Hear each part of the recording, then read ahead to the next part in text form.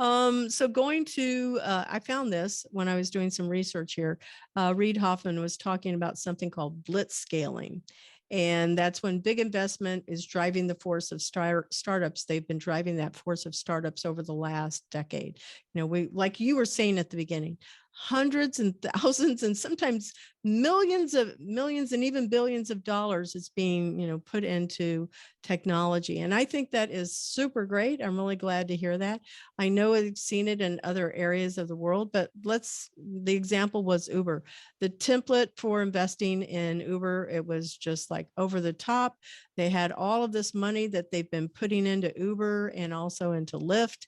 And, the companies were growing really, really, really fast, but they were not being very successful. They weren't making money, but there's this place where you got to put a lot of money in there, because what I think the reason why is that you're looking at still a people-based business. And when you're talking about hiring humans always take more than people expect, when you're working with humans. So I don't think that's a bad thing. I thought that investors probably underestimated how much people would use that. And then when COVID hit, it was like, oh my God, nobody was going anywhere. So what happens to that industry?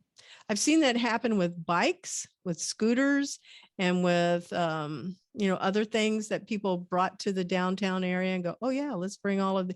Then there were bikes laying everywhere in the streets because everybody was doing bike rentals and scooter rentals. And it's the same with Lyft. I don't know if you need that many companies that are out there, Lyft and Uber, but blitz scaling anyway, big investment. Yeah.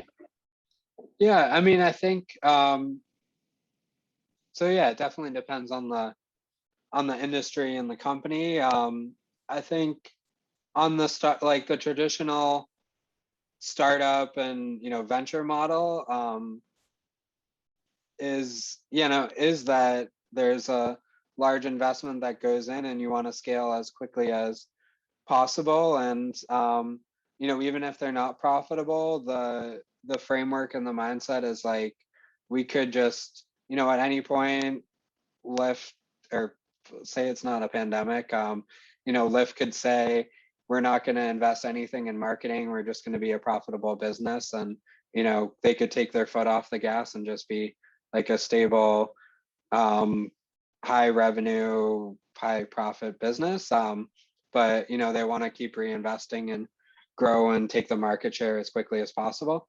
And yeah, I mean, part of that depends on, like, I think they're a good example of a company where venture capital is really effective because it's all about the location as well. So if you have, if you have 100 drivers, but they're all in Florida, and all the people that wanna ride are in Boston, it doesn't match up. You have to, have the same amount or the right ratio of drivers and people that are looking to use the service in every city you go into.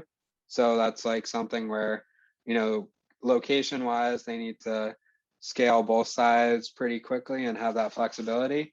Whereas, yeah, if you look at examples like MailChimp that bootstrapped to $1 billion plus exit, just from their customers, they're able to grow.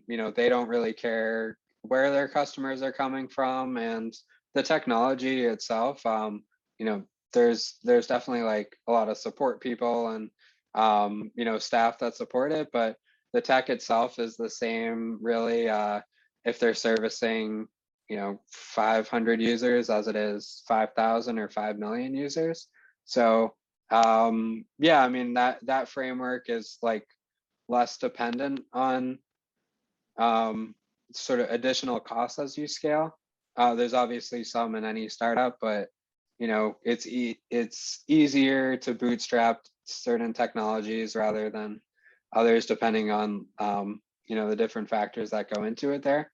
And then just some industries you don't want to, or like your vision. Basically, once you take any sort of venture capital financing, your goal of the company is an eventual exit event. So that'll be either building it for an IPO, for an acquisition, or some other investor event where the investors get paid out. Whereas, there's plenty of great businesses that are built with other frameworks in mind that just want to be there for the next, they want to be a stable business for the next 10, Yeah, 20 because you can always plus get a years. revenue share, and that's pretty Right. pretty healthy for an investor too, is to just go, oh, let's see how far we can grow this thing and just enjoy a profit share, revenue share. So it's all Yeah. good. Yeah.